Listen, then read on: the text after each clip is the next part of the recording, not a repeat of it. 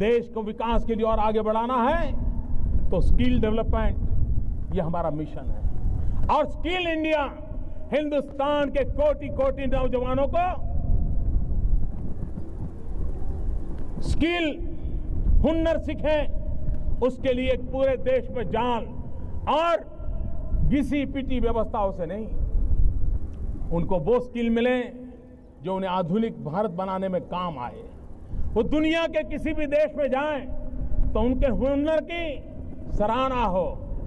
प्रधानमंत्री नरेंद्र मोदी नौजवानों को कौशल प्रशिक्षण के लिए घिसी पिटी व्यवस्था से निजात दिलाने और स्किल इंडिया के सपने को साकार करने के अपने वादे को 15 जुलाई को नया रूप देंगे। कौशल विकास एवं उद्यमिता राज्य मंत्री राजीव प्रताप रूडी ने बताया कि 15 जुलाई को विज्ञान भवन में प्रधानमंत्री नरेंद्र मोदी प्रधानमंत्री कौशल विकास योजना को औपचारिक रूप से जारी करेंगे। इसी के साथ राष्ट्रीय कौशल विकास मिशन और राष्ट्रीय कौशल विकास एवं उद्यमिता नीति 2015 को भी जारी करेंगे। NSSO के सर्वेक्षण के अनुसार आज भारत में मात्र 4.2% लोगों को कौशल प्राप्त है और यही देश के सामने सबसे बड़ी चुनौती है जिसको पूरा करने का लक्ष्य हमने रखा है। और दुनिया भर में जिस जिस देश में स्किल्स हैं उस देश का पर कैपिटा इनकम उसी अनुपात में हाई है। राष्ट्रीय कौशल विकास मिशन के तहत देश भर में कौशल विकास से चल रही विभिन्न गतिविधियों का समन्वय होगा और राष्ट्रीय कौशल विकास एवं उद्यमिता नीति 2015 के लक्ष्यों को हासिल करने की भी जिम्मेदारी इसी की होगी। सरकार के स्किल इंडिया अभियान में अगले 5 वर्ष में लगभग 1 लाख करोड़ रुपए के निवेश से 40 करोड़ 20 लाख लोगों को प्रशिक्षण देने की योजना है। प्रधानमंत्री कौशल विकास योजना के तहत प्रशिक्षण प्राप्त करने वाले लोगों को आर्थिक सहायता भी दी जाएगी। इसके अलावा असंगठित क्षेत्र के 10 लाख गैर प्रमाणीकृत श्रमिकों को प्रमाणीकृत किया जाएगा।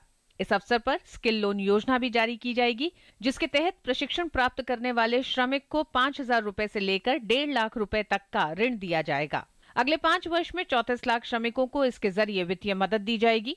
इसमें नए लोगों को प्रशिक्षण, पुराने श्रमिकों का पुनः प्रशिक्षण और गैर प्रमाणीकृत कुशल श्रमिकों को प्रमाणीकृत किया जाएगा। रोजगार से जोड़ने का सबसे बड़ा अभियान चलाया जाएगा डिमांड सप्लाई गैप के बीच में, और इसमें सबसे बड़ी अहम भूमिका प्राइवेट पार्टनरशिप का होगा।